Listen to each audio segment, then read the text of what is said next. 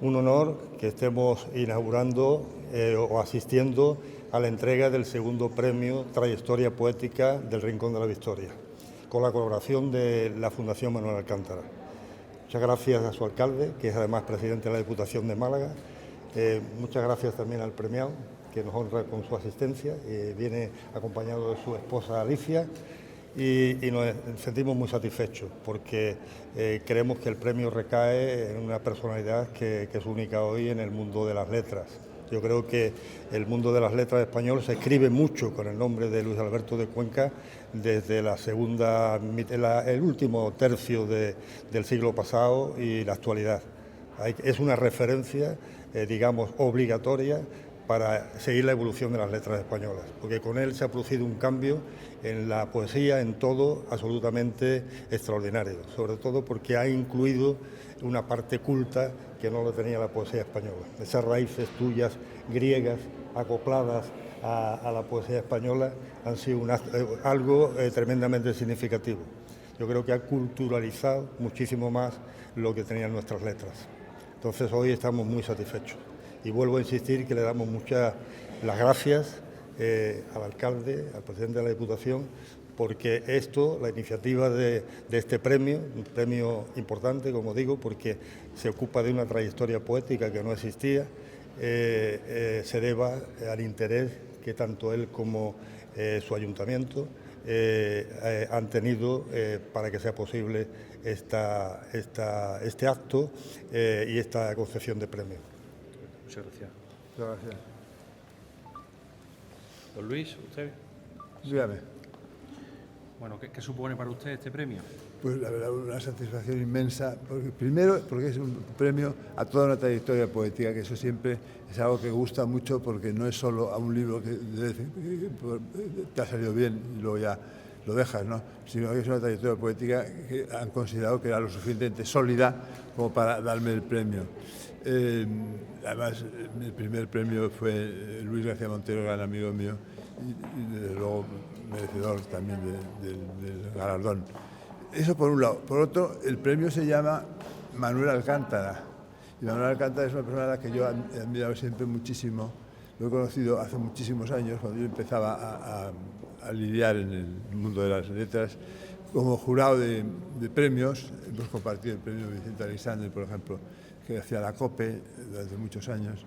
Y luego, además, él era íntimo amigo de mi amigo íntimo también, José Luis García, el cineasta.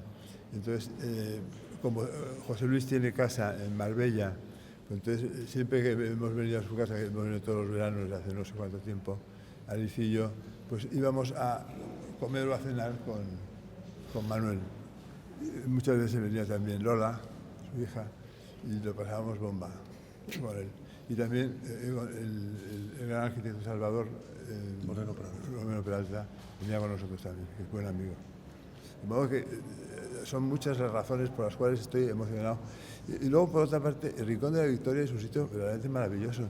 Hemos estado en un hotel en el que en nuestra habitación se metía el mar. O sea, no es que nos metiéramos nosotros en el mar, sino que es el mar el que venía a nosotros. Y la verdad es que es un sitio, además, que tiene todo el encanto de lo que todavía no tiene ese desarrollo que ha contribuido a hacer de España un país peligroso también en el sentido de con tanta gente, ¿no? Y eso me gusta mucho. De modo que estoy muy feliz. Muchísimas gracias. Bueno, alcalde. Pues yo encantado de que Luis esté aquí con nosotros, haya sido galardonado con este premio de reciente creación, que gracias a la Fundación Manuel Alcántara, que Antonio me lo propuso como alcalde del Rincón, estuvimos abiertos rápidamente a decir sí. ¿Por qué? Porque las administraciones públicas tienen que estar incentivando la creación literaria, no solo para personas consolidadas, con una gran trayectoria profesional y poética y literaria como es Luis, sino a aquellos que están empezando, evidentemente, y animarlos a esa creación literaria. Y por eso, como todos sabéis, pues tenemos distintos premios. premio de microrrelato Antonio Garrido Moraga, el premio de relato corto Gloria Fuerte, que da nombre a esta fantástica plaza, también el premio de poesía In Memoriam Salvador Rueda y también el premio a la divulgación científica y creación científica de la historia del Rincón de la Victoria. En fin, y este premio ya a la trayectoria política evidentemente era necesario, sobre todo para también recordar a esa persona tan querida, ese creador literario y tan vinculado con el Rincón de la Victoria como fue Manuel Alcántara, que posicionó en el mundo de la cultura, de la literatura, del periodismo a nuestro municipio, Rincón de la Victoria, siempre mirando al mar, y tenemos que seguir incentivando en este momento donde la sociedad está un poco impersonalizada, donde se está perdiendo el humanismo, en fin, donde cada uno, el individualismo impera en la sociedad actualmente, pues cada vez más importante la creación literaria, donde los sentimientos salgan a flote, porque la cultura, regar la cultura es fundamental en este momento, y por eso la creación de este premio, y nos honra porque me gusta mucho empieza a engrosar la... Hayáis elegido nombres tan ilustres como Salvador Rueda, introductor del modernismo en España, como Gloria Fuerte, es impresionante, no solo como poeta para niños, sino como poeta para adultos. Y luego mi buen amigo Antonio Garrido Moraga, también lo traté mucho. Me alegra mucho que tengan esas denominaciones los premios, y eso demuestra, querido alcalde, que en Rincón de la Victoria os ocupáis la cultura de una manera constante y auténtica. Y eso es muy importante. Muchas gracias. Y seguiremos. Las manos de Antonio. Muy bonito. Muchísimas gracias. Tenía que tener aquí una carpeta, no la tengo, pero bueno. No se me olviden los datos. Pero bueno, de todas formas, bienvenidos a Rincón de la Victoria, a Caballo Moral, como bien se ha dicho, a esta sala de las musas, que siempre está llena de actividades culturales, que es lo que necesitamos en este momento más en la vida, en esta sociedad, en este momento donde impera la impersonalidad, nada más que el personalismo, el individualismo, y no trabajar por la colectividad, por la poesía, por el arte, por el cine, y siempre estamos ahora pensando nada más en el materialismo puro y duro, que yo creo que es más que nunca necesario cultivar las letras. Y por eso cuando Antonio Pedraza me propuso la creación de este premio, un premio Antorcha de honor a una trayectoria literaria, una trayectoria poética de distintas personalidades de la cultura en España, no solo en la provincia de Málaga o en Andalucía, pues evidentemente a pedir como no podría ser de otra manera, y sobre todo porque está vinculado a una figura de la cual recordamos enormemente, echamos muchísimo de menos, que es don Manuel Alcántara, que tanto ha dado al periodismo, a la poesía y sobre todo al Rincón de la Victoria. El Rincón de la Victoria se puso en el mapa de la cultura gracias, Lola, a don Manuel Alcántara, y estaremos eternamente agradecidos.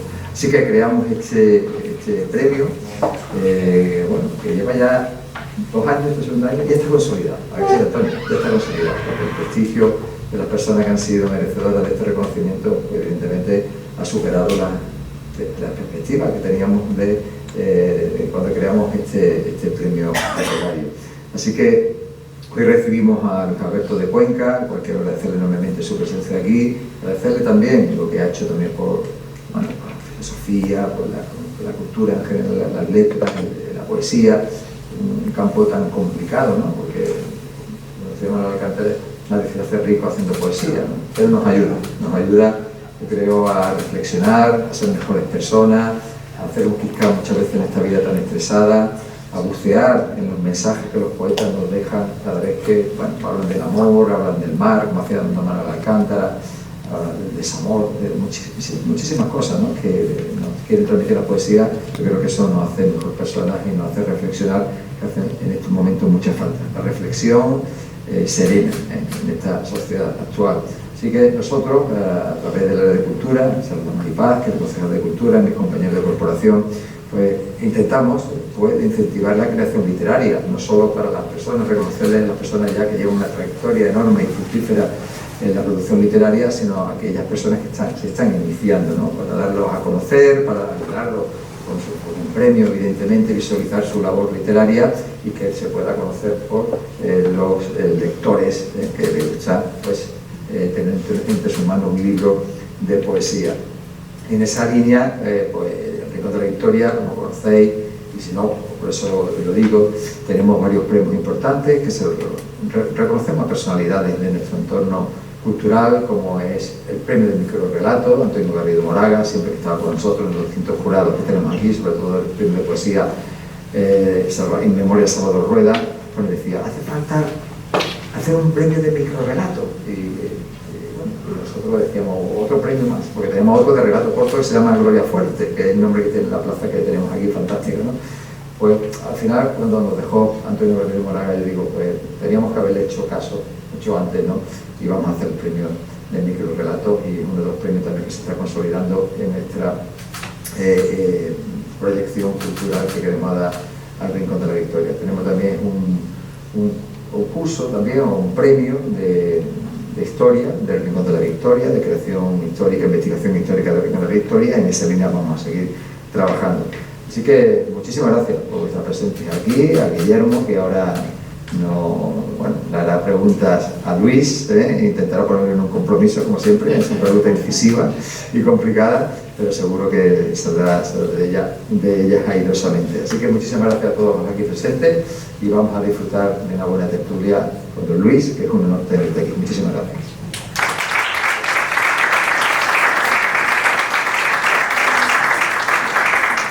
Gracias, alcalde, por sus palabras. En el acto de hoy, como bien ha dicho el alcalde, bueno, vamos a tener ese ratito de conversación con nuestro homenajeado de hoy, que estará charlando con Guillermo Busuttil. Eso ocurrirá dentro de unos minutos, en un día en el que le hacemos un homenaje, obviamente, a una trayectoria literaria, una trayectoria poética, pero en la que, si me permiten, también hacemos un homenaje a la poesía. La poesía se mima y mucho desde la Fundación Manuel Alcántara, por eso me gustaría invitar ahora a subir a su presidente, Antonio Pedraza. Por favor, acompáñame en el escenario. Aplauso también para el presidente. Para que me quede. Buenos días, placer enorme de encontrarnos aquí esta mañana para poder darle las gracias en primer lugar al Ayuntamiento del Rincón de la Victoria, a toda su corporación. Da la circunstancia de que el alcalde del Rincón es el presidente de la Diputación de Málaga y eso nos honra aún más. Querida Lola, que estás asistiendo también hoy, queridos invitados, premiados, que viene con su esposa, Melissa, muchísimas gracias por estar aquí con nosotros hoy. Esta es la segunda edición de un premio que, como ha dicho el alcalde, el ayuntamiento se tomó con un interés personal, absolutamente personal, moviéndolo todo para que pudiésemos encajar, siendo prácticamente los últimos, en un premio más de cultura. Pasa que es un premio de cultura grande. Este ha nacido con vocación de ser un premio que se recuerde. Como decía el propio Luis Alberto de Cuenca, antes, un ratito que hemos estado hablando, dice, este premia una trayectoria que en él queda todavía mucho recorrido, luego tiene todavía mucho más mérito. Una trayectoria que todavía no está interrumpida, entonces reconocerla yo creo que tiene todavía más importancia. El premiado es un poeta inmenso y sobre todo porque ha cambiado en estos últimos años, desde el último trienio del año del 2020, del siglo 2020, y hasta la actualidad, ha cambiado la forma de concebir la literatura, ha cambiado la forma de concebir la poesía. Estamos ante una poesía mucho más culta, con raíces griegas, donde se mezcla lo cotidiano, donde se mezcla la ironía, donde se mezcla de alguna forma el ingenio, porque es un poeta ingenioso. Pero yo vuelvo a repetir, es un poeta tremendamente culto. Ese tema de las raíces griegas, introducirlas en la literatura española, en la poesía española, tiene un mérito absolutamente impresionante. Por eso, el premiado, yo creo que es una de las personas que más merecía este galardón. Estaba hablando con él conoció a Manuel Alcántara a través de José Luis García. Nosotros, en la Fundación Manuel Alcántara, quiero recordar, lo he recordado con él también, en la 17ª edición le conferimos el premio, se le concedió el premio de poesía a Manuel Alcántara, que él lo valora mucho. Yo le decía a él antes, en un preámbulo que hemos tenido, distraído, muy cordial, yo le decía, bueno, pero aquel premio no debía significar mucho para ti, Luis Alberto, cuando ya tenía 3 obras importantes en cartel. Una de ellas era La Caja de Plata, que ha sido una de las obras memorables suyas y por el que obtuvo el premio de la crítica. Y 2 obras más que hubo después, y a la última, que ha sido la que mereció, que creo que son el Cuaderno de Vacaciones, que fue la que recibió el Premio Nacional de Literatura, muy importante. Ahora sabéis que ha recibido también, casi al unísono que el nuestro, el Premio Reina Sofía de Literatura Iberoamericana. Bueno, pues deciros también que este hombre me ha comentado que valora mucho la obtención de aquel premio, el premio de poesía de Manuel Alcántara, porque como él dice, es un premio para un solo poeta. Fíjate, Luis Alberto, que vamos por la 33ª edición, que es una barbaridad, y que el premio sigue con una vitalidad enorme. Nada más que ha pasado su entrega de la primavera al invierno, o al otoño. El otoño sigue siendo romántico. Entonces, en resumidas cuentas, digamos que estamos premiando a un artífice de la poesía española, de la literatura española. Yo no quiero repasar, porque ya lo repasará alguien, la cantidad de circunstancias y de atributos que se dan en este hombre, pero de todas formas recordarlo no es difícil.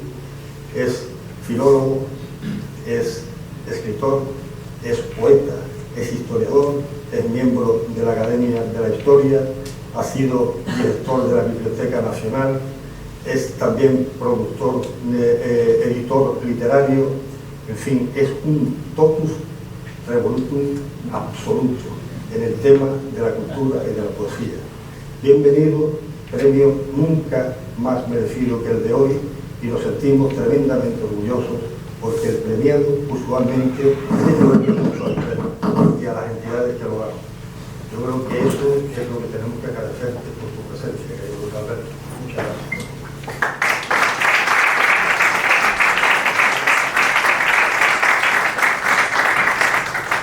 gracias. Gracias Antonio por tus palabras. Lo resumías muy bien y lo has dicho muy bien. Es que Luis Alberto de Cuenca es una figura indispensable en la cultura de nuestro país, no solo nuestro país, sino de habla hispana, también una figura indispensable de la poesía, de las letras. Hoy, como decimos, reconocemos su trayectoria, su obra que conjuga lo cotidiano con lo libresco, que utiliza la ironía, el lenguaje coloquial y ese distanciamiento, siempre, como bien decías, Antonio, desde una posición muy culta, ¿no? Que es la que tiene obviamente, y ese bagaje que tiene Luis Alberto de Cuenca. Además estamos muy felices, lo nombrabas hace un ratito, y si me permite, como el comentario nos hace, es un orgullo, estamos llenos de honor de que nuestro homenajeado, nuestro galardonado de hoy, pues haya recibido con esa gratitud, además también, esta segunda antorcha, este premio, porque va a compartir estantería, como bien decías, Antonio, porque el pasado 18 de noviembre recibía el premio Poesía Iberoamericana Reina Sofía, que es el más importante reconocimiento del verso en español, así que comparta estantería este premio con el que acaba de recibir. Nos hace una especial ilusión y nos llena de orgullo. Así que vamos a recibir, como merece, en este escenario, a nuestro segundo premio Antorcha de Honor a la trayectoria poética para Luis Alberto de Cuenca.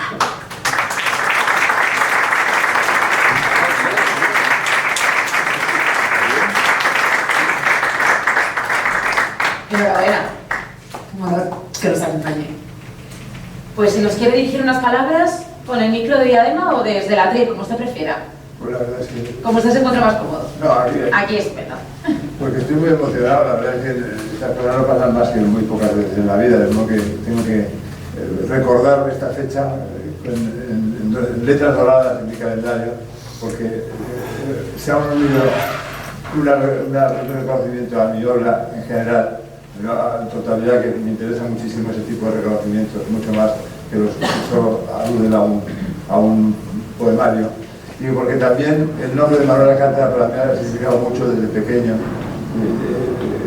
Mis padres eran muy aficionados a leer sus columnas y luego lo he conocido, sobre todo gracias a José Luis Graci, pero no solo por José Luis Graci, sino como miembro de varios jurados en los que formaba parte, el jurado del premio Vicente Aleixandre, por ejemplo, hacía la COPE y no faltaba, ¿verdad? Lola, no faltaba tu padre a ese premio, y a otros muchos. Yo creo que además Manuel Alcántara, aparte de un periodista genial, es un poeta extraordinario y creo que vosotros, los miembros de la Fundación Alcántara, estáis ahora reivindicando esa figura, porque yo creo que es un poeta como la copa un pino. Entonces hay que empezar a pensar que sobre todo era poeta y que lo demás giraba en torno a su principal condición, que era la de poeta. De modo que muchísimas gracias y emocionado. Pues vamos a hacer entrega. Alcalde, por favor, Antonio, presidente de la Fundación, con esta escultura además también del artista Juan Vega, que es este galardón. Segundo premio, Antorcha de Honor a la Trayectoria Poética para Alejandro Pérez.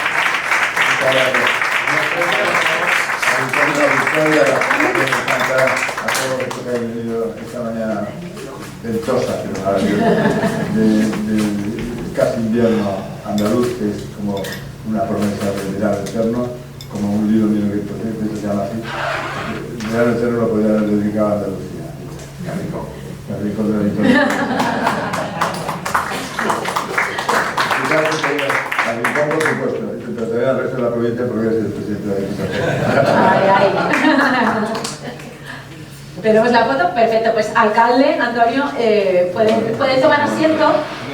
Podemos dejar aquí, pues Luis Alberto, si quiere tomar asiento, invito, y seguimos invitando a los amigos. Amigos, pueden tomar asiento en este escenario, vamos a seguir invitando amigos en esta sala de las musas en la que nos encontramos, porque voy a invitar a que se siente con nosotros y que comparta charla con nuestro galardonado de hoy, a un escritor, compañero, periodista, gestor cultural, Guillermo Sutil, que estoy segura que vamos a tener una charla interesantísima con Luis Alberto, así que vente conmigo. Guillermo, aplauso también para Guillermo Sutil. Y el escenario es vuestro, adelante. Guillermo además es el enseguida conmigo. Está todo preparado. Está todo preparado, como dice Luis Alberto. Bueno, muchísimas gracias a la Fundación, presidente, alcalde, y a todos los que en una mañana como hoy, es una hora un poco extraña, nos habéis acompañado. Me consta que alguno incluso ha pedido el día libre en el trabajo, lo que quiere decir mucho, pedir el día libre en el trabajo para venir a escucharte es todo honor. Como ha dicho Luis Alberto, hace muchos años que nos conocemos. Elegante, siempre este dandy de la Orden de Caballería del barrio de Salamanca, cuya camisa, chaqueta y corbata de gentleman británico la combina con los vaqueros del oeste, porque Luis Alberto siempre quiso ser cowboy de medianoche, sin abandonar su condición de seductor francés al abordaje, corsaria la palabra, inteligente la sonrisa, escrutadora la mirada de hombre erudito que ha hecho de los libros de los que conoce reversos, secretos y enigmas, sus mundos y sus días. Libros a los que Luis Alberto les puso un piso, como se hacía en otro siglo con las amantes, y de ese modo se reparten junto al microondas de la imaginación, en la cumbre del Kilimanjaro del frigorífico, en la terraza la poesía recibe a las visitas y en el dormitorio, cómo no, la historia, que siempre está repleta de sábanas. Pienso, luego leo, leo, luego vivo. Así reza el blasón de heráldica de Luis Alberto de Cuenca, con su aire cinematográfico de Joseph Cotten, pero más guapo, de aquel Tintín que se hizo grande y ahora vigila alerta la vida que los anaqueles cobran de noche, las valquirias, la chica de la bañera, que nunca sé si eres tú o no, Alicia, la de Barbarroja, el Capitán Trueno, King Kong, muchas otras criaturas, y Alicia con camiseta de Picasso. Alicia, que es el ancla de este hombre culto y aventurero, descendiente de Virgilio, de Shakespeare, de Cavafis, de Villar Islam, de Jack London, del guerrero del Antifaz y de Howard Hughes. Creyente profundo de los clásicos y escéptico Luis Alberto de casi todo. Un poeta, por tanto, de poetas del que nunca ha dejado de ser embajador de su lenguaje, bibliópata de sus primeras ediciones, traductor de la piel de su idioma y de la música de su intimidad. Gracias a su talento verbal para componer poemas del rock, conversaciones con la memoria sentimental y y las cicatrices y con grafitis en verso sobre sus clásicos de cabecera. Nadie sabe cuántos Borges habitaba el ciego Rosacruz de Buenos Aires, lo mismo que nadie conoce los Luis Alberto que componen el caleidoscopio de Cuenca, que con la misma elocuencia y dignidad del pensamiento se ha movido a lo largo del viaje por los salones de la política y sus espejos de sombra. ¿Verdad, señor Salado? A través de la ley de la Biblioteca Nacional, en la que por vez primera expuso el COVID, y en las madrugadas Dráculas del Rod con armas de poema para la seducción. Si no, escuchen estos versos. Convéncete primero de que le caes simpático, de que lo pasa bien cuando sale contigo. Llévala a casa luego, sírvele un par de copas y en un momento dado mordisquéale el cuello. Luego nos contará si esto lo ha hecho muy en práctica o si lo puso en práctica contigo, Alicia. A veces siento que eso de mordisquear el cuello es lo que hacen también sus versos agrupados en títulos que en sí mismos son un verso, o yo diría mejor las consignas con las que Luis Alberto ha ido cruzando los puentes de la vida: la caja de plata, el hacha y la rosa, la vida en llamas, el reino blanco, Bloc de otoño, el secreto del mago y el más reciente, Alas de cisne, en el que al final de un verso brilla una arenga de batalla, un epitafio con alma de Tennyson. Las balas nada pueden hacer contra los mitos. Bien, gracias. Espero que esta introducción te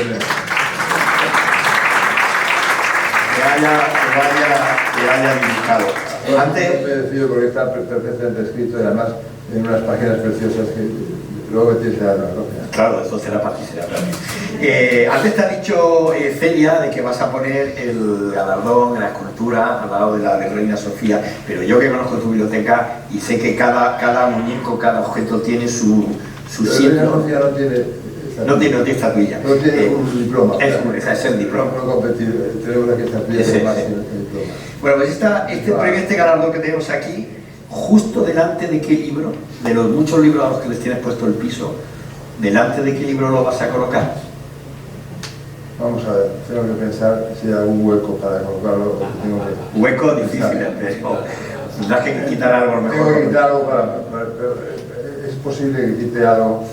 Lo voy a poner, por ejemplo, este premio dedicado a la memoria del fondo de Manuel Alcántara y el lugar que hizo famoso él, que es el Rincón de la Victoria. Lo voy a poner al lado de algún bate malagueño de interés especial, ¿no? Por ejemplo, Vicente Alexander. Vicente Alexander no fue malagueño de nacimiento, nació en Sevilla, pero hizo de Málaga. Vivió aquí una temporada y luego escribió el libro más hermoso que escrito sobre Málaga, probablemente, La ciudad del paraíso. Vamos a ponerlo al lado de él. Bueno, pues sí. Que tuve el honor de visitar durante muchos años, durante 7 o 10 años, cuando yo tenía 17, 18 años, me recibía amorosamente y cariñosísimamente Vicente, eso no lo puedo olvidar. Hay que escuchar de noche esa conversación entre Manolo Alcántara y Vicente Alexander. Seguro que Manolo se lo lleva a tomar de Martini cuando tú apagues las luces y salgas del piso de los libros. Luis Alberto, El secreto del mago, es uno de sus títulos. Me encantó ese libro porque creo que tiene que ver mucho con la poesía, ¿no? Porque en cierto modo los poetas hay mucho alusionismo de las emociones y sobre todo, como se ve en tu libro, a sacarse una carta en la bocamanga del corazón, ¿no? ¿Sois un mago los poetas? Yo creo que sí, de alguna manera la prestidigitación y la magia, entendida como magia, digamos, lúdica, no como magia negra y cosas así, sino como magia de entretenimiento, de entertainment, pues es lo que hacemos los poetas también, intentar representar al resto de la humanidad. Somos como portavoces de la humanidad, que lo que intentamos es transmitir en nuestros versos los sentimientos, las sensaciones, las convulsiones, incluso las cosas positivas y las negativas que tiene el ser humano, para aprender de cuando citamos lo negativo y no incurrir en ello, y para precipitarnos en la gloria de lo positivo, ¿no? Porque yo creo que el poeta es una especie de señor que tiene una especie como de chistera, como esta chistera de aquí, de la cubierta del libro, y que aparece siempre un conejito con unas de corazones, porque mi poesía es muy de amor. Hablaremos de tu poesía, del amor en la poesía. Decía antes Francis Salado, el alcalde y presidenta de Diputación, de la presencia del mundo clásico en tus libros, ¿no? Los mitos. De hecho, tú tienes una cosa que te ha caracterizado mucho en la poesía y que todos tus amigos y lectores admiramos de ti, que es la facilidad con la que los traes al mundo contemporáneo. Por ejemplo, esa versión que hiciste del Cantar de Manterio, que tú lo retraduces, lo reinterpretas casi como un western del oeste, donde los germanos se están peleando entre sí y podríamos estar viendo una película de Howard Hughes. Yo quería preguntarte, ¿cómo lo haces? Y también quería preguntarte, en esta época en la que yo no sé si la gente joven y no tan joven revisita los clásicos, porque los clásicos prácticamente está casi todo ya lo de la vida expuesto, ¿no? Y reflexionado. Los clásicos nos dejaron escrito ya el mundo, ¿no? Lo que pasa es que lo volvemos a reescribir, ya no escribir, sino reescribir, consultándolos. Y dijo alguien que éramos enanos a lomos de gigantes, que los gigantes son los clásicos, los enanos somos nosotros. Entonces, yo creo que lo mejor que puede hacer uno en la vida es tener un buen clásico en las manos, un clásico que haya resistido los embates y envites de los siglos, y que se ha mantenido absolutamente indemne. Yo llevo, por ejemplo, hoy siempre llevo un reloj o de cómics o de literatura, hoy me toca a Shakespeare, ¿no? Leer a Shakespeare, por ejemplo, de las operaciones intelectuales más altas que puede hacer alguien en la vida.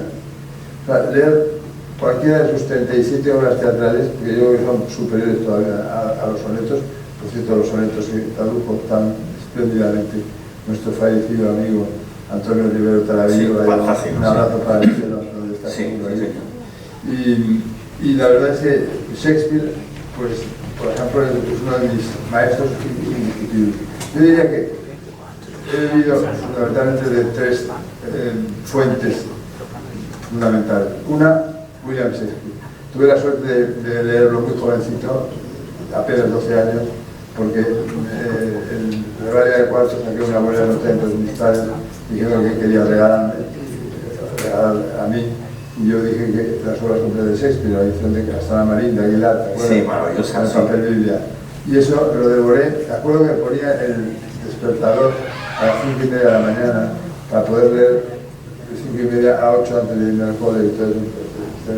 Y lo leí en año y medio, leí las 37 obras teatrales de Shakespeare. Shakespeare por un lado.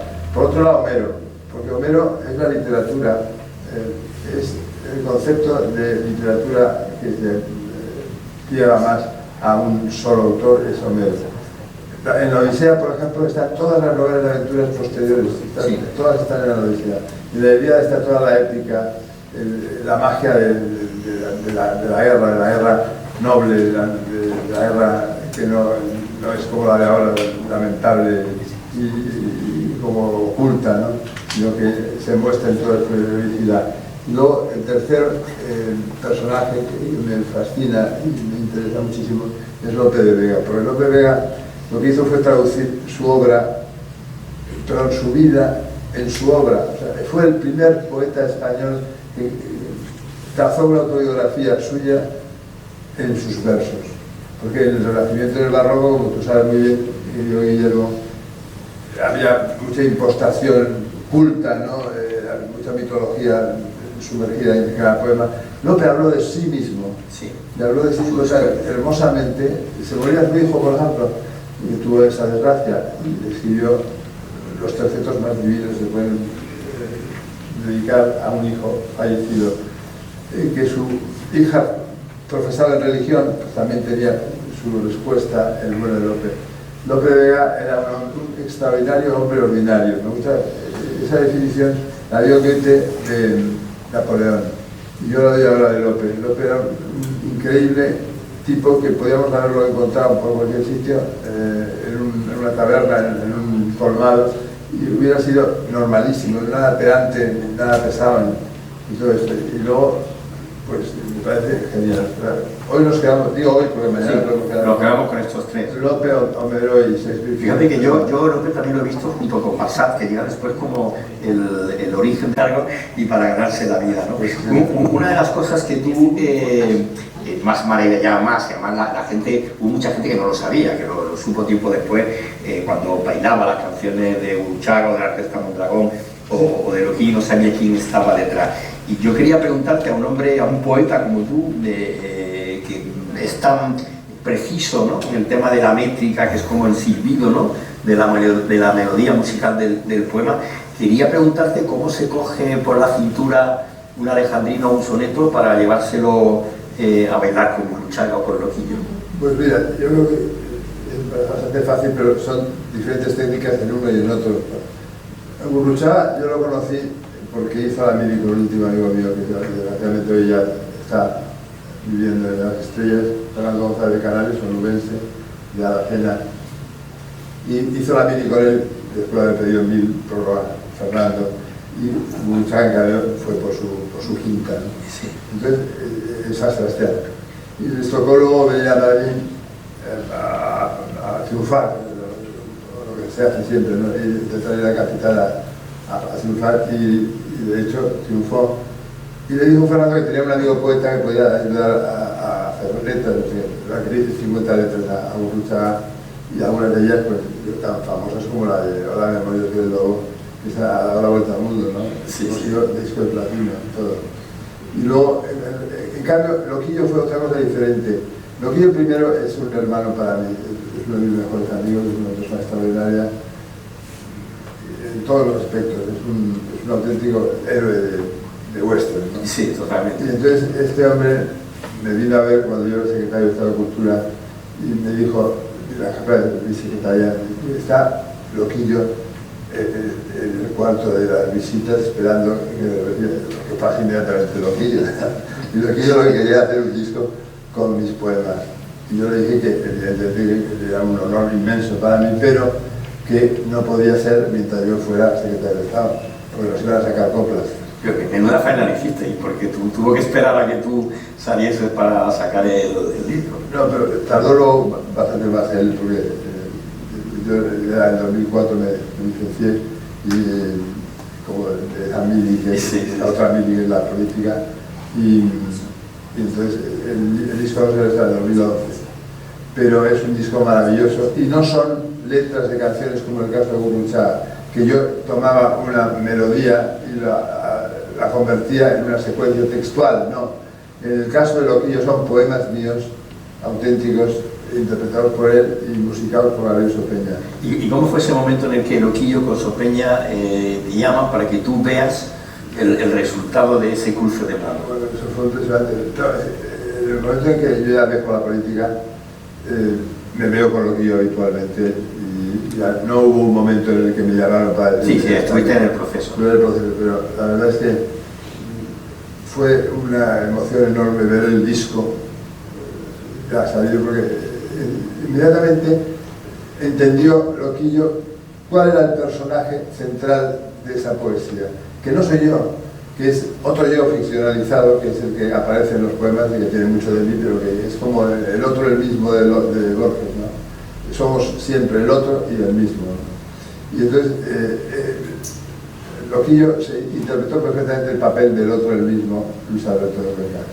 Y siempre dice que, además nos llevamos 10 años, él es 10 años más joven que yo, y dice que le venía muy bien coger mi poesía más antigua, porque se interpretaba más su propio personaje en los poemas anteriores, no en los últimos. Pero yo le dije, no te preocupes, como vas a ir cumpliendo años, y yo también pues vas a ir quemando etapas. Un poco lo que le dijo Picasso ayer, te irás pareciendo, ¿no? al cántico de los poemas. Fíjate qué bonito lo que has dicho antes con esa cita de Borges de Yo soy el otro, que también está muy presente en tu obra, algo que habría que reivindicar en esta época donde el infierno son los otros, ese infierno zartediano, habría que recuperar, pero yo soy el otro creativo, el otro que sueña, el otro que inventa, ¿no? Decías antes lo de que el amor evidentemente está muy presente en tus libros, incluso yo a eso le añadiría lo de la mujer, todas las mujeres, ¿no? Haciendo un guiño con Cesariano, y quería preguntarte entonces si si la poesía es el siglo de la mujer, porque es donde siempre están presentes, ¿no? Bueno, yo creo que la mujer está presente en todo, en el sentido de que si no existiera la hembra en el mundo animal, no existiría la vida. Antes hemos intentado quitar el teléfono y no lo hemos logrado hacer nunca. Demonio. No sé qué es fácil. Es que el sistema ese digital Es la verdad que lo hemos intentado.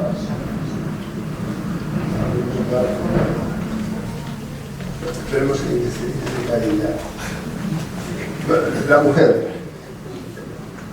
Partamos de la base, por ejemplo, de que la religión nace para cantar a la mujer y para reverenciar, adorar y venerar a la mujer, puesto que las Venus auriñacienses y magdalenienses, que tienen los atributos de su maternidad muy acusados, son las primeras diosas que pueblan el planeta, de modo que el patriarcalismo es una religión posterior al matriarcado originario. Entonces la mujer es fundamental. En la tribu, cuando ven que la mujer engorda y ahí nace la vida, pues eso es algo divino para la gente. Entonces, ¿cómo no va a ser divino el amor en los poemas, ¿no? Los grandes poetas del amor español, Gustavo Adolfo Bécquer, por ejemplo, Pedro Salinas, Federico García Lorca, lo que hacen es, de algún modo, devolver a la mujer lo que nos ha dado siempre, que es la vida, que es lo más importante que hay en el mundo. Y en esos poemas del amor a la mujer, ¿hasta qué punto, cuál es el equilibrio, como si fuese un cóctel de Manuel Alcántara, entre el strictly real del poeta como biógrafo de sí mismo y el poeta como fingidor, como el impostor, que se configura en el poema como un gran amante, despechado a veces y en otras conquistas? Yo creo que en poesía amorosa se da más la ficcionalización que en otros géneros, ¿no? Porque somos tan mentirosos en cosas de estas, siempre en nuestras conquistas, en nuestros amores. Pensamos que lo más importante es lo que nos ha pasado a nosotros con el paso de lo mismo, ¿no? Entonces, realmente yo creo que el yo ficcionalizado en mis poemas amorosos es más ficcionalizado que en otro tipo de poemas. Pero no dejo de ser yo también, quiero decir, uno no solo es lo que acomete biográficamente de una manera real, sino lo que piensa, lo que sueña, lo que idea, lo que fantasea, ¿no? Entonces, de algún modo, también eres tú Sí, el que sueña, ¿no? O el que desea. Sin serlo, también de algún modo lo eres. Tú, como traductor, como poeta, hay una cosa que te chirría mucho, te molesta enormemente, son las erratas, porque rompen la armonía del poema y de la música. Pero también te irritan igualmente las erratas en el amor, ¿no? Bueno, hay un poema que se llama Fe de ratas, no me voy a acordar, pero algo así, dice: te mentí, vida mía, donde dije te quiero, debí decir te quiero con locura. Donde dije lo nuestro es para siempre, debí decir lo nuestro es donde nunca. En un país en que no mueren las rosas, en un mundo de fe libre de ratas. Lo he recitado mal, pues no es así, pero... Sí, ese es bastante fiel al original, a mí me gusta mucho ese poema. Sí, sí. Y hay otro muy famoso que lo recitan, digo muy famoso porque en las bodas es popular recitar este poema mío. Sin decir ya que soy Luis Alberto de Cuenca, lo cual yo creo que eso sí que es la consagración auténtica, que no tenga nombre. Y tu poema sea permeable tu poesía, sí. Entonces, el poema os lo dedico ahora, lo sé de memoria, es el desayuno. Sí, precioso, sí. Dice así: me gustas cuando dices tonterías, cuando metes la pata, cuando mientes, cuando te vas de compras con tu madre y llego tarde al cine por tu culpa. Me gustas más cuando es mi cumpleaños, me cubres de besos y de tartas, cuando eres feliz y se te nota, cuando eres genial con una frase que lo resume todo, cuando ríes, tu risa es una ducha en el infierno, o cuando me perdonas un olvido. Pero aún me gustas más, tanto que casi no puedo resistir lo que me gustas, cuando llena de vida te despiertas y lo primero que haces es decirme: tengo un hambre feroz esta mañana, voy a empezar contigo el desayuno. Hay que aplaudir ese poema que es fantástico. Yo sé que imagino esas camas de un hotel de París con la Torre Eiffel, la mantequilla, el café, las fresas, ¿no? Menudo desayuno. Como estáis viendo, es un mago no solamente de la poesía, sino de la palabra, esa palabra que viene del alfabeto de los ugaríticos, que son anteriores a los fenicios, que son los que están testados, ¿no?, como inventores del alfabeto. El alfabeto es ugarítico. Exacto. Y esas palabras que a ti también te han fascinado siempre, como filólogo, como traductor, como poeta, como hombre de la cultura. ¿Qué pasa con las palabras? ¿Nos conformamos con lo primero que nos propone? ¿Se ha perdido la palabra para la seducción? ¿Se ha perdido la palabra para el debate? ¿Y las palabras son ahora ruido, munición, cualquier otra cosa menos palabras? Lo que pasa es que es muy difícil ya crear palabras donde ha habido palabras como la Biblia, por ejemplo, es fascinante, ha habido mucha influencia bíblica en mi poesía, como el citado Homero, como Shakespeare, como Lope, como Petrarca, como Virgilio. ¿Qué podemos? Nos quejamos ahora de que no hay palabras, ya las hubo, ahora estamos condenados a repetirlas o a reinterpretarlas de una manera soez, como se hace habitualmente, pero las palabras ya mágicas, míticas, únicas, ya están escritas. Sí, se escribirán de nuevo, pero no sustituirán a las primeras. Da la sensación que son como los tipos de la imprenta, ¿no?, que se van desgastando y van perdiendo su huella en el papel, en este caso su huella en la vida o en el pensamiento, ¿no? Es muy buena lo de los chivoletes de imprenta. A mí me fascina todo el mundo de la imprenta también, porque realmente fue el modo de poner al alcance de todo el mundo pues una serie de textos que tenían que ser copiados en monasterios y que se tardaba muchísimo en copiar y tenían que ser miope, ¿verdad? Porque si no eres miope, entonces perdías la posibilidad de copiar. Entonces, todos los monjes que trasladaron la cultura grecorromana a la cultura occidental y la fundaron, todos están libres. Has citado antes lo de la Biblia y me acuerdo de cuando tú tomaste exposición al frente de la Biblioteca Nacional, prometiste, juraste el cargo con un ejemplar de la Biblia de los discípulos de Gutenberg, ¿no? Exacto. Y además recitaste el poema de los dones de Borges, ¿no?, que es como el gran mito de la bibliotecaria. Borges es muy presente en tu obra. Yo quería preguntarte si... Borges es el quinto, el sexto. Por eso sé que es uno de tus autores de cabecera. Pero en cierto modo, Borges sería tu Quirón, el hombre del que has aprendido a moverte en esos pasillos de la oscuridad, entre los pasillos de los libros, ese mundo entre realidad y ficción que siempre nos proponía Borges. Qué bonito lo dices, tu Quirón. Eso es saber mucha mitología griega, saber que Quirón tenía una escuela que era un centauro. Exacto. Y que iba a la gente a la escuela del centauro, que es muy bonito que decía el profe. El maestro Ulises, Odiseo. Y la verdad es que se me ha ido la vida. Sí, que si fue tu Quirón, si es tu Quirón, Borges. Yo creo que sí, sobre todo a partir de los 20 y tantos años, porque yo a Borges lo descubro tarde. Fue Marcos Barbatán, el poeta. Sí, Marcos Ricardo. Gran amigo también. Gran amigo. Y Borges me enseñó también muchas cosas. Un hombre que es capaz de escribir: yo que tantos hombres he sido, no he sido nunca aquel en cuyo abrazo desfallecía Matilde Urbach. También es de los dos libros, lo más se le puede decir, el poema del desamor, ¿no? Es maravilloso. En esa etapa tuya al frente de la biblioteca hay dos hitos importantes. El primero fue poner en valor, porque lo albergaba y había desaparecido un poco, no de los libros de texto, porque todavía existía ahí casi entre comillas como una rémora, una antiguaya, más que una rémora, el poema del mío Cid, que tú lo pones en valor durante tu periodo y que se te quedó no poder exponerlo, creo que fue en el 2019, ¿no?, cuando se expuso. Yo lo vi, me pareció una joyita tan pequeñito, ¿no?, y eso fue importante. Sí, los pueblos siempre tienen una obra fundamental que los representa ante el resto de los pueblos del mundo, que es un cantar de gesta. Sí. Nosotros tenemos el cantar del Cid, los franceses tienen a Jason de Golan, los ingleses tienen el Beowulf, los alemanes tienen el Nibelungen, etc. Los antiguos mesopotamios tenían la epopeya de Gilgamesh, que me fascina también, Y nosotros tenemos el poema de Cid, que es un poema muy distinto a los demás poemas épicos, es un poema muy realista. Y eso, entramos por la puerta grande de la literatura épica universal a través del realismo, ¿no? Las cosas que pasan en el poema de Cid son cosas que pueden pasar. Tú lees las Armas de Golán, hay cosas que son míticas, extraordinarias, que no ocurren en la realidad.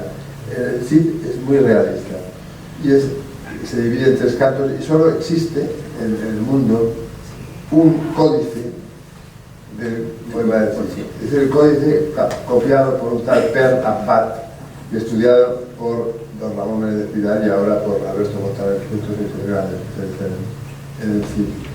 Y la verdad es que no se puede haber más bella que de los sus ojos tan fuertemente llorando tornaba la cabeza, estábalos catando. Eso es maravilloso. O por ejemplo, mio Cid ruidias por burros en trove, le sue compañas se saen tapendones, uscien lo ver mujeres y varones, burgueses y burguesas por las fiestas son. ¿Cómo suena este castellano antiguo de maravilloso, no? Yo miro la memoria que tiene y la facilidad para recitarlo también. Pero fijaros cómo Luis Alberto, porque esto define muy bien a Luis Alberto de Cuenca, al frente de la Biblioteca Nacional, pone en valor el mío Cid y ahora de repente hace un salto en el arco de los siglos del tiempo y monta la primera exposición del cómic en la biblioteca, que es como convertir al mío Cid en el Capitán Trueno. Sí, tiene algo de Capitán Trueno también, el mío Cid, sí, ¿no? Porque, por ejemplo, el Cid ha sido objeto de muchas versiones de cómics. Una de ellas extraordinaria de Antonio Hernández Palacios, os recomiendo, que es una gran maravilla, y que se presta mucho la épica a ser trasvasada a las viñetas, ¿no? Yo estoy muy en la lucha ahora de forjar una poesía gráfica. Igual que la novela gráfica que está de moda, va uno a la librería ahora, y hay novelas gráficas de todo, agarrados hasta de la crítica de la razón pura de Kant. Existe una novela gráfica, cualquier cosa. Y entonces queremos un grupo de gente que creemos en eso, queremos que haya poesía gráfica. Yo ya he escrito 2 álbumes, ahora voy a publicar el tercero, que son poemas míos acompañados de una versión en cómic. Sí. Y me parece que funciona admirablemente. El cómic dialoga con todas las demás artes de una manera perfecta y ejemplar. Fíjate que casi todos los que estamos aquí por edad venimos del cómic, venimos del mundo del tebeo, que durante mucho tiempo, durante el tiempo nuestro, se consideró un subgénero, y ahora la novela gráfica ya se escribe con mayúscula y compite en las librerías, ¿no? Con un buen pulso, ¿no? Y yo creo que tiene un presente admirable y un futuro todavía mayor. Otra de las características de esos muchos Luis Albertos que hay en Luis Alberto de Cuenca es esa tendencia suya de bibliópata, de ir buscando libros. Tiene en su biblioteca, por ejemplo, la primera edición de Poetas de Nueva York de Lorca, la del Dr. Jekyll y Mr. Hyde de Stevenson, la edición de Galeón, de 100 años de soledad, entre muchas otras cosas. La de Stoker, los 5 volúmenes de Poe, ¿no? de Baudelaire. Y yo quería preguntarte que nos cuentes un poco cómo es esa labor casi un poco detectivesca, ¿no? Porque están los cazadores de libros, que tú no eres, tú eres más detective, ¿no? De ir buscando las joyas. Cazador no, porque hay que madrugar mucho. Si no madrugas, te lo autorizan. Tienes que estar a las 6 de la mañana en el rastro, apostado ahí. Pero los hay, por ejemplo, Bonilla, o por ejemplo nuestro amigo Bonet, que son cazadores, trapillos. No se puede competir con ellos. Sí. Pero en Bodega yo prefiero hacerlo más tranquila. Y luego, el cazador de libros, sobre todo, lo que le gusta es decir que le ha costado 2 euros una primera edición de Isabel. Es mentira. Es mentira, siempre. Lo saca. Yo la verdad que el poco dinero que he tenido, pero he gastado en libros y mucho más que hubiera tenido, más hubiera gastado, ¿no? Porque la verdad es una afición por el libro. Y además que no se me pasa con la edad, fíjate, se van cumpliendo los 70, como he cumplido yo ya 5 años, 4, y sigo con la misma ilusión por un libro hermoso. Yo recuerdo Recuerdo una cena en Valencia hace muchos años que se tendría que haber grabado. Fue una cena en la que estaba Alberto Mánguez y Luis Alberto de Cuenca, Salomón Castier, Alfredo Taján y yo, y Jesús Aguada. Éramos los comensales de esa mesa redonda y fue un mano a mano entre Alberto Mánguez, que es un hombre sabio también, otro gran amante de los libros, director de la Biblioteca Nacional, y tú, por discutiendo por primeras ediciones, yo la tengo, esa en realidad no es una primera edición porque hubo otra. ¿De dónde ese archivo y esa pasión por esa primera edición? ¿De dónde te viene? Porque eso no se aprende. En mi caso nació del coleccionismo de tebeos, porque no soportaba tener una colección en que faltara el número 35 o el 71. Me acuerdo, por ejemplo, de Guerrero Antifaz, había un cuadro que se titulaba El territorio tunecino, que no había manera de encontrar.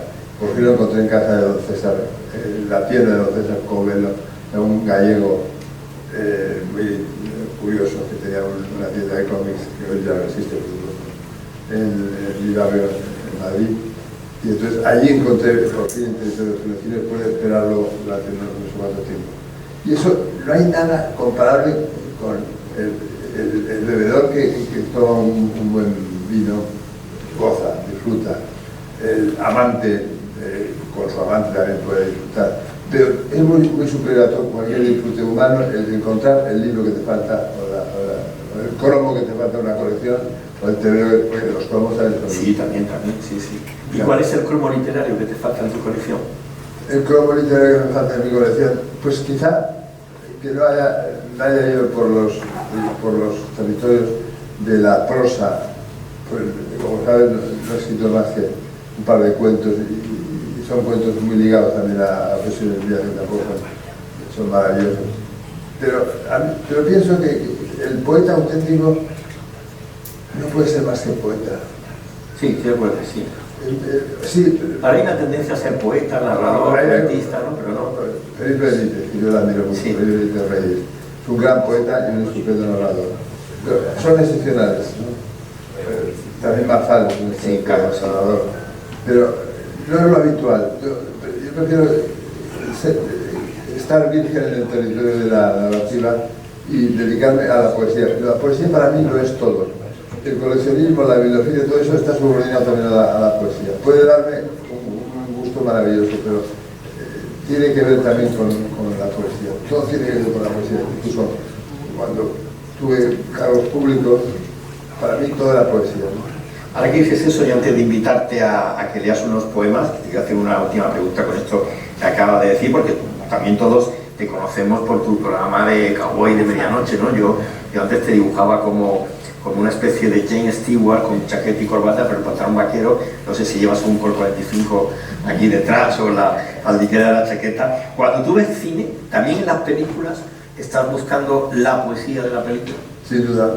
De hecho, hay un libro mío ya, hay antologías de mi obra, es curioso porque la verdad es que hay como, no sé, 25, una barbaridad de antologías. Y una de ellas está dedicada a cine y se llama Un alma de película de Hawks. Hawks para mí es el cineasta más grande que existe y le rindo ese homenaje haciendo la antología de poemas cinematográficos. No hay poeta del siglo XX posterior a la salida de la fábrica de los hermanos Lumière, la primera película que existe, que no se haya visto influido por el cine. El cine en la literatura, en la narrativa, en la poesía, etc., ¿no? Y yo no puedo hacer también una excepción a esa regla, ¿no? Pero en el cine veo siempre el poema, ¿no?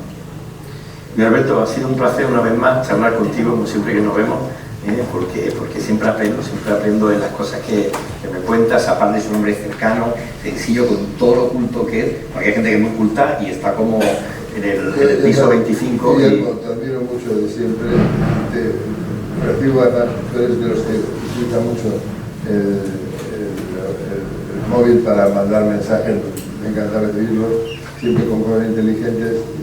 Es un premio nacional de la periodismo cultural. El periodismo cultural. Los Aleros fue también, ¿no? Los Aleros fue años, te digo así. Y además es el que mejor pronuncia mi apellido, ¿verdad? Muy sutil. Muy sutil. Bueno, pues un aplauso para Ruy Alberto de Cuenca. Y lo mejor como que le des tu voz a tu poesía. Pues vamos a verlo. No sé cómo puede ser, ¿no? ¿Qué te va a decir? Bien, pues que tú... No, lo que diría. A mí me gustan todos, ¿eh? Los poetas somos peligrosísimos si no se nos da cota el número de poemas. Bueno, ¿qué tenemos? Como para... ¿Qué tenemos? ¿5 o 10 minutos, Marina? Sí, venga. ¿Cuántos poemas, Marina? 3 poemas, 4, por ahí, ¿no? Venga, perfecto. Perfecto.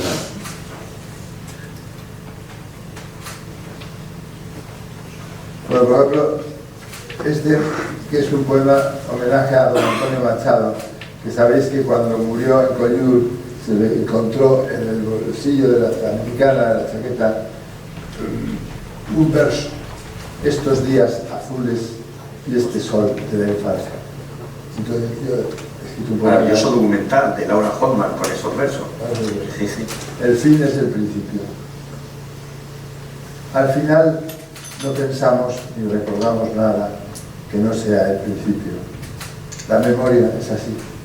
Huyen los nombres propios del presente, las fechas próximas en el tiempo, y regresan los nombres del pasado, las frases que en la niñez remota hirieron o salvaron.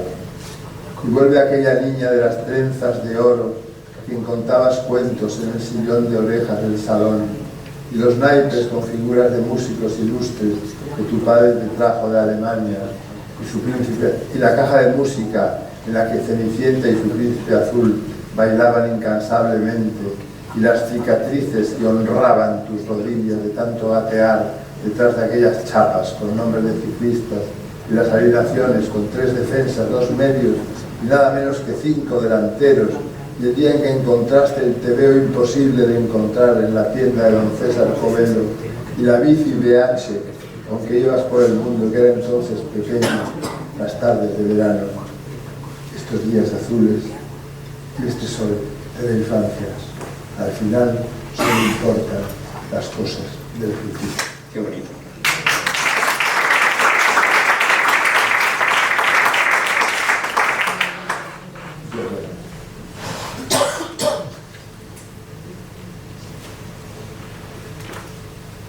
Oración. Últimamente estoy rezando mucho. Convierto mis poemas en plegarias porque me estoy muriendo de tristeza. Ha cruzado el espejo mi más antiguo amigo, José Luis Chousson, con quien me inicié en el difícil arte de estar acompañado a diario, pues éramos vecinos. Cuando uno está mal, recurrir a Dios siempre resulta positivo, aun sabiendo que no va a hacerte ningún caso, pero eso es lo de menos. Lo importante es saber que hay un tipo con barbas allá arriba, en compañía de un joven muy guapo con estigmas en las extremidades y de un espectro en forma de paloma, recibe tus mensajes, aunque nunca los lea, y que esos mensajes se llaman oraciones, como esta que ahora escribo. No pido en ella más que algunas cosas sencillas para él, como que José Luis esté ya disfrutando de la visión divina, se siente en la mesa donde se sienta Dios allá arriba, en un cielo que tiene muchos nombres, pero siempre es el mismo. O como que permita que pronto nos volvamos a ver los dos en ese lugar tan estupendo y juguemos a 1000 juegos distintos como hacíamos antes, cuando el mundo era joven, hace más de 6 décadas. Solo eso le pido. Si me escucha, que lo hará, porque él lo escucha todo, tal vez le dé por complacerme. Bien.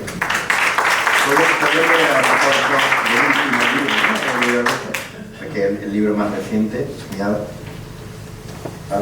que todos tienen unos títulos maravillosos, como Firenze, 1970. A la memoria de Juan Antonio de Cuenca, mi padre. Después de más de medio siglo, apenas puedo reconstruir aquel pasaje de mi vida. Tan solo se dibuja con cierta nitidez en mi recuerdo la imagen de un andén en la estación de Atocha y un se acabó en sus labios que ponía punto final a todo. Fue en julio del 70. Me quedé tan perdido y desolado que mi padre, advirtiéndolo, Me dijo que eligiera una ciudad de Europa para pasar en ella con él una semana, tratando de olvidar. Dije Florencia, sin dudarlo en un ápice, y allá nos fuimos. Cierto es que no pude olvidar por completo lo ocurrido, pero lo conseguí parcialmente. Florencia te enamora de un modo irresistible, aunque sin destrozarte el corazón. Su alma cura las llagas de quien se aproxima a su luz. No hubo iglesia ni museo que dejásemos sin inspeccionar gozosamente, y ambos comulgamos con la sagrada forma de sus calles, que eran las calles donde mis heridas iban cicatrizando poco a poco, merced a la alegría aristocrática que reinaba en aquel lugar divino. Muchas gracias, papá, por lo que hiciste por mí, que estaba roto, hecho pedazos, llevándome a Florencia, y por los pisan cantos de Ezra Pound, que en edición bilingüe me compraste en una librería mitológica de la Vía Cabo, que se llamaba Marzocco. Y muchas gracias a Florencia, la ciudad más hermosa que mis ojos han visto nunca, por aligerar aquella insoportable pesadumbre que luego, por razones que ahora omito, se hizo aún más amarga. Bonito homenaje.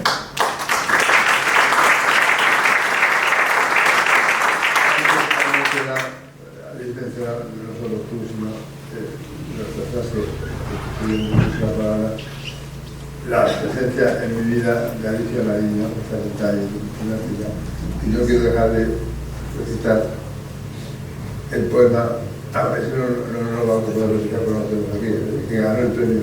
Sí, de Manuel Alcázar. Sí, no lo vamos a recitar, pero uno hace de memoria que se llama de esta manera: para Alicia, disfrazada de bella Organa, soneto. Sí. Quizás tú lo Sí, lo conozco, sí. Ahora, ¿cómo empieza? Si solo fuera porque a todas horas tu cerebro se funde con el mío, si solo fuera porque mi vacío lo llenas con tus naves invasoras, si solo fuera porque me enamoras a golpe de sonámbulo extravío, si solo fuera porque en ti confío, princesa de galácticas auroras, si solo fuera porque tú me quieres y yo te quiero a ti, y en nada creo que no sea el amor con que me hieres, pero es que hay además esa mirada con que premian tus ojos mi deseo y tu cuerpo de reina esclavizada. Estoy hablando del pasaje de la Guerra de las Galaxias, en las que el pérfido Jabba the Hutt mantiene prisionera a la princesa Leia Organa, que me impresionó mucho. Y también cuando murió Carrie Fisher, pues le dediqué la necrología a la ABC, porque es un pasaje que me impresionó. Y yo creo que a Alicia le gusta el soneto, ¿no? Sí. Aquí rodeado no puede decir que no. Venga, pues un último poema. Un último poema. Hada de Cisnes. El que da nombre al título, ¿te parece? Sí, perfecto. Va a ir Alicia. Había una mujer que desde niña, cuando iba a la playa con sus padres, se pasaba los días y las horas a la caza de conchas en la arena. Esa mujer hoy mismo, muy temprano, bajó a la playa en busca de ejemplares para su colección y tuvo suerte, pues encontró una concha que imitaba de manera perfecta la estructura de un ala desplegada, no sabemos si de cisne o de ángel. Cito al cisne primero porque la coleccionista adoraba los cuentos para niños que Andersen, apodado Ala de Cisne, vistió de soledad y de tristeza. El caso es que no sé si aquella concha era un ala de cisne, o sea, un ala de Andersen, o el ala de algún ángel que se ahogara en el mar. Me inclino más por la primera opción. Pese a que Hawks sostuvo que los ángeles tenían alas, no existe un solo texto en la escritura que avale esa creencia. De manera que la concha extraída de la playa era un ala de cisne, o sea, un Andersen que transformado en concha había venido a traer muchos besos a su actual propietaria de parte del soldado de plomo, de la reina de las nieves, de los cisnes salvajes, del patito feo, de la princesa del guisante y de la sirenita, entre otros muchos personajes y tantas emociones y tanto amor le habían regalado. Sí.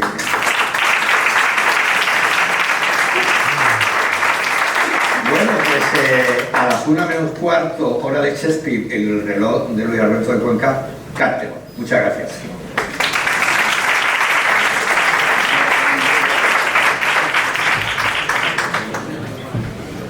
Pues muchísimas gracias a los dos. Gracias a Guillermo Busutil, muchísimas gracias. Felicidades.